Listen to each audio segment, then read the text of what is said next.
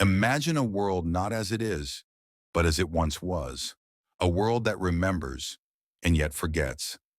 Beneath these endless waves, something ancient stirs. Not a creature, but a memory. For more than 2,000 years, one word has haunted the edges of human imagination. Atlantis, a kingdom of gods and men, vast, proud, radiant, and lost in a single night of storm and sorrow. They say truth sinks slower than lies. But what if some truths never stopped sinking? In the year 360 BCE, the philosopher Plato sat within the Academy of Athens, his pen scratching across wax and parchment. He wrote of a tale whispered by Egyptian priests, a land beyond the Pillars of Hercules, greater than Libya and Asia combined.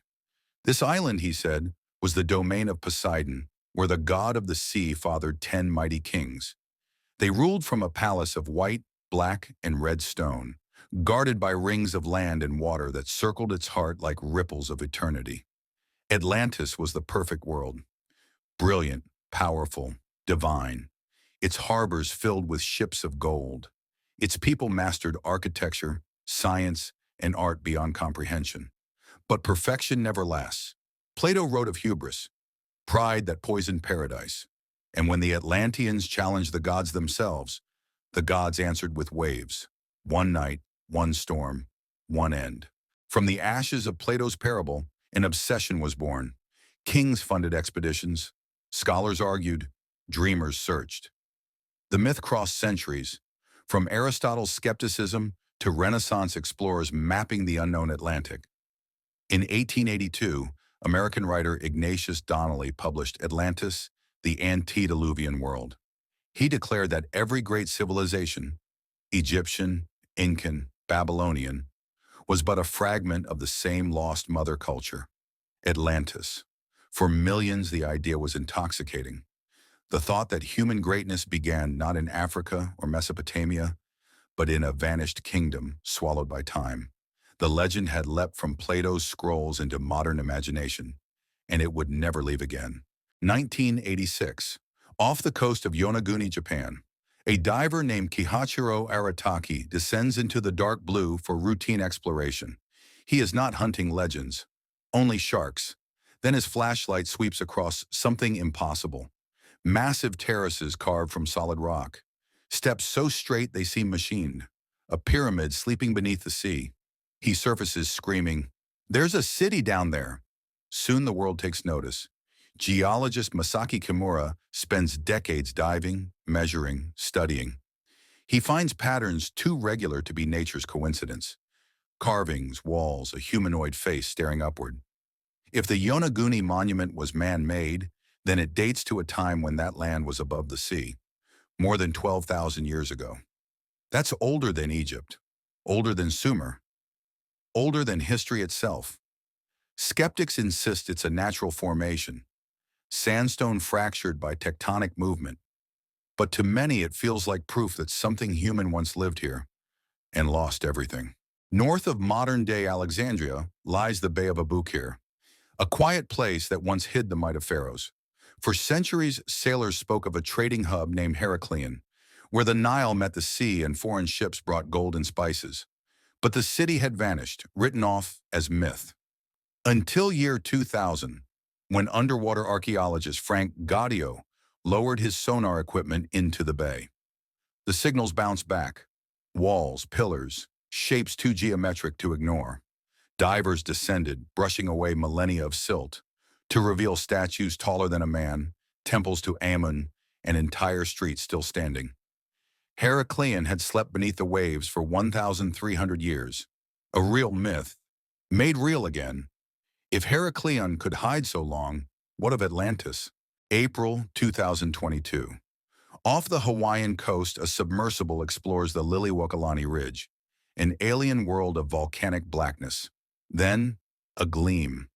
A line of hexagonal yellow stones, perfectly arranged, like bricks laid by unseen hands. The team laughs nervously.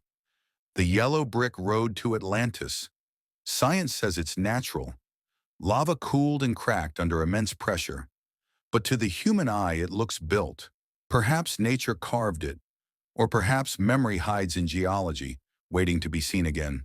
From the Mayan legends of Itza to India's story of Dwarka, from Celtic tales of Yiz to Mesopotamia's Eridu, every culture remembers a city lost to the sea. What if they are all telling the same story, translated by time and tide? 12,000 years ago, at the end of the Ice Age, the Earth warmed.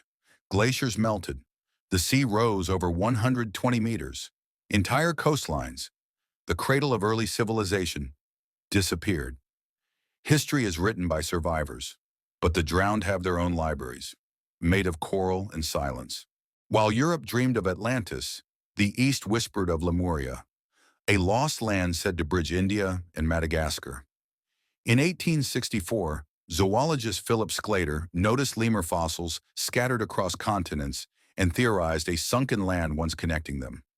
Science moved on, but the myth stayed. Mystics described Lemuria as a realm of harmony and light, a civilization that thrived through peace, destroyed not by war, but by Earth's shifting heart. Narrator, soft tone. Atlantis stood for intellect and power. Lemuria, for spirit and balance. Two halves of the same dream.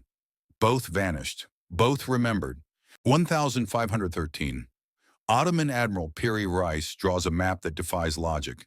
It shows South America and Antarctica without ice. Centuries before either was known to the Western world. How? He claimed his sources were ancient charts, older than Alexandria's library itself. If true, then somewhere in prehistory, humans sailed the world long before history gave them permission. Maybe the Atlanteans never left. Maybe we're still following their footprints. Modern science asks for evidence, not echoes. Yet the deeper we dig, the more the past refuses to behave. Göbekli Tepe in Turkey. Temples built 11,000 years ago before the wheel, before writing. Stone pillars carved with cosmic symbols, buried intentionally, as if the builders wanted to hide themselves. What if our history isn't a straight line, but a circle, rising and falling like tides? Atlantis isn't just a legend, it's a reflection, a warning whispered through waves. When Plato spoke of pride before the fall, he wasn't describing gods, he was describing us. Every empire thinks it's eternal. Every generation believes it stands higher than the last. But water remembers. Tonight the sea is quiet, but beneath its calm, time moves slow. Perhaps Atlantis never existed as a place.